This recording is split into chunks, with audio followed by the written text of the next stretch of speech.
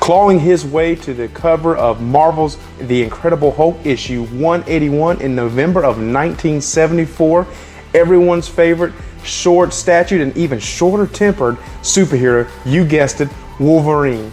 Welcome back to the Nerd Cave for this episode of Save Toys.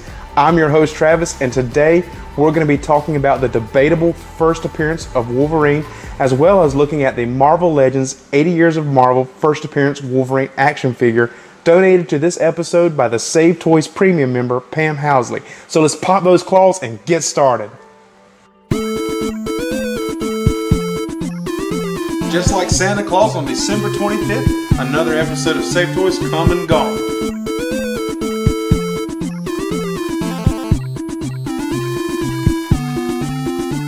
While Incredible Hulk issue 181 is generally accepted as Wolverine's first appearance, it's technically his first full-length appearance, as he made a cameo in the prior issue of Incredible Hulk 180 a month earlier on the closing pages.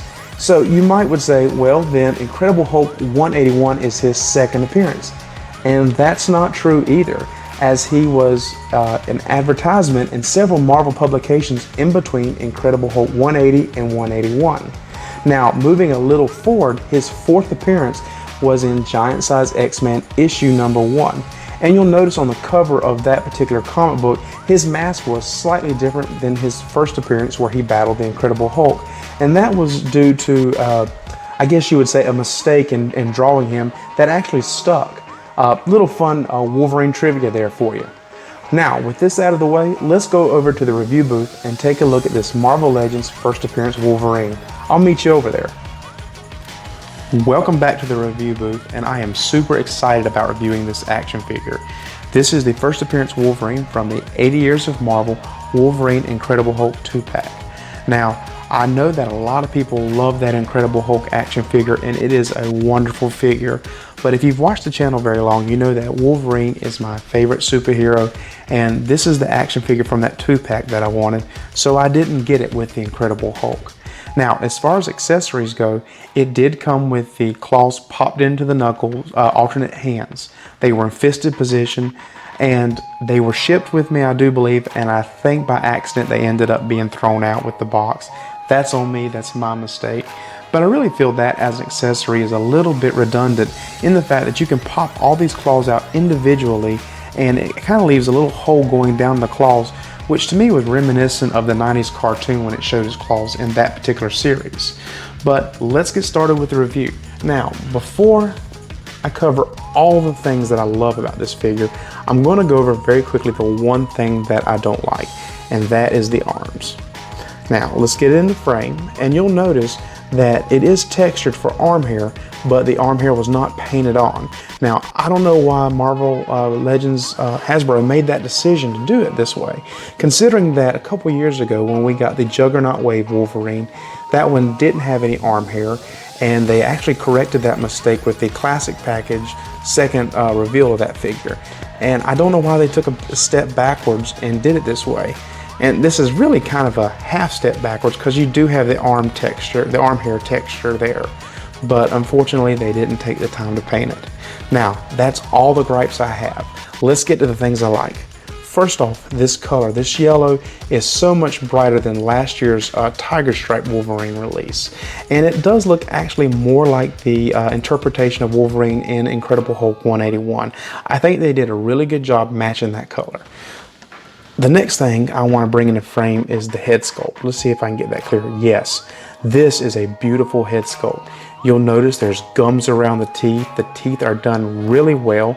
The eyes, they're a little bit, I guess you would say kooky. They're not really facing straight together, but that's okay with me because when you don't really focus straight up on it like this in an up-close picture, you really can't tell it all that bad. But the thing I want you to notice too is look above the brows. You can see the forehead going through the mask and the design there that just shows him enraged and ready to take down the Hulk. That is amazing attention to detail right there for this figure. Now, let's pull it back a little bit and get it back in frame there. There we go. Now, articulation, I'm really not going to go over that a whole lot. As you know on my channel, I probably should go over more of articulation, but I don't tend to overpose my figures because I don't want the joints to get loose. I like to display them in a certain position and keep them that way.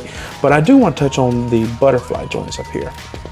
You might want to move pieces down from the shoulder a little bit, but let's see. Mine are extremely tight. There we go. But I like those because those can really get him in some good poses. Now, again, you want to pull down the shoulder pads a little bit so that doesn't, mark up the paint as you move the arms around. The claws, mine are a little bit loose after popping them out, but I've got them kind of posed as best I can. My arms are kind of loose, but that's because of all the multiple takes I had making this video falling off my display wheel. It actually loosened them up a little bit. But the belt buckle looks great. The boots, they're amazing. I love those points there, right there. It's fantastic. And let's see if I can get this in the camera, but the texture on the bottom of the boots, that's really cool. I mean, that's something they didn't have to do. You don't really take your figures and look at the bottom of the boots all that often, but the fact that Hasbro put it there really shows some quality, and I like that. Let's go over his back real quickly. Very clean stripes. Now he does have a nice ab crunch. Mine was plenty loose for posing. I do like that. The attention to detail on the back. This is just an amazing figure.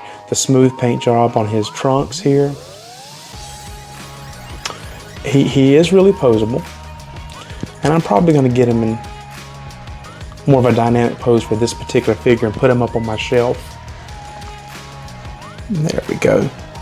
But that's my review of the first appearance Wolverine from the 80 Years of Marvel 2-pack toys.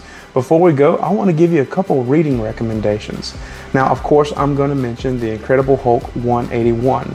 But while you're reading that, take a look at one of Marvel's What If series, What If Wolverine Had Killed the Incredible Hulk? They're both available on Amazon for download. Also, take a look at Giant Size X-Men issue #1. It's also available at Amazon. Thank you again, Pam Housley, for making this episode of Save Toys possible. And like and subscribe to us here at the Save Toys YouTube channel. It really does help the channel grow. And until next week, if you like it, collect it.